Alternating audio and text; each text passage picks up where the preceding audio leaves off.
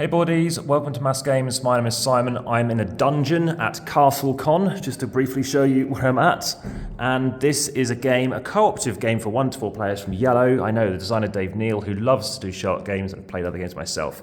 So this is a game whereby we're exploring. It's very similar to other games I reviewed, such as Sherlock Holmes Consulting Detective. These are places you can go. You can play, like I said, with various characters, various pets or animals of Baker Street. So you start off with 12 time tokens, and you're trying to solve a case by the end of that. The tutorial talks about finding a deer stalker. The first case talks about finding a mouse. So how does it work? We have 4 characters, which basically represent like a strengthy character, like a warrior.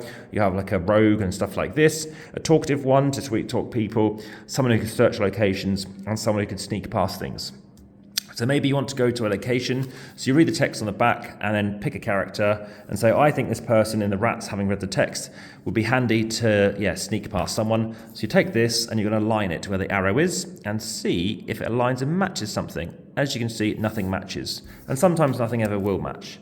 But you could say, well, I think, we want to use a different character now. And maybe you think, oh, maybe there's nothing suitable. But for some reason, you might think you might want to do this. And equally that doesn't match, and as I said, it's sometimes you don't want to keep on trying to do this because you can lose points. So that's how that would work. But let me show you an example which from memory one of these does work, and what it can give you is either a time token, which is bad, because it basically means you've wasted time. Sometimes it means you immediately have to stop your turn and you can't go there again. So as you can see, that doesn't work either. But sometimes they can give you clue cards. Can you see those numbers? So in this case, we've lost some points because we sent something brutish into a bush, which you might not want to do. So that's something to be aware of. But there are some really cool locations. So as you can see, everything on here matches the location on the board, so it's easy to find. When you go to a location, use a bunch of animals or go to that location, grab a token and put it underneath. Now, I'd recommend putting it next to it because it's a bit filly to put it and then put it on top. So maybe you want to go under the floorboards, and we've got some information which is unique to each case, so a pack of these cards per envelope, and there's 6 missions plus that tutorial. Actually, this tutorial is only slightly shorter than the base game by about 5 minutes. It takes 50 minutes, including setup and a bit of pack down to put things together. And as you can see, it's very clever because immediately you can't tell if this does necessarily match, and some just go, oh, I think that does match, but it doesn't necessarily. So like I said, you're going to play through, and you basically have 12 turns to go to a location, decide if something's of interest. And how does that work? Well, like I said, you've got something to figure out. So you think, okay, well, we've been somewhere else. We want to go to the street now. And sometimes what can happen is when you actually do get one of these cards to match, then that can give you more stuff. So if you happen to get card 10, for example, then what can happen is you can then go ahead and actually take card 10 from the deck and interact with it. And that's the key part of the game, the interaction.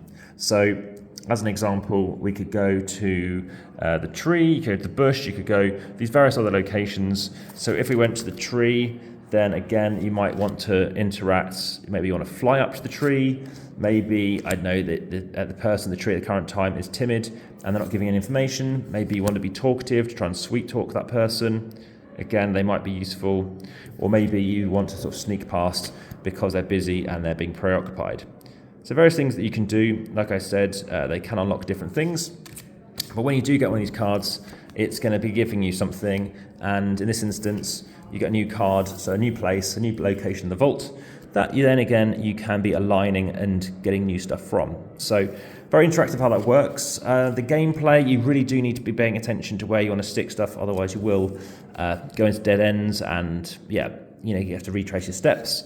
We did win this case, and I was playing this as a 3 with some really competent people.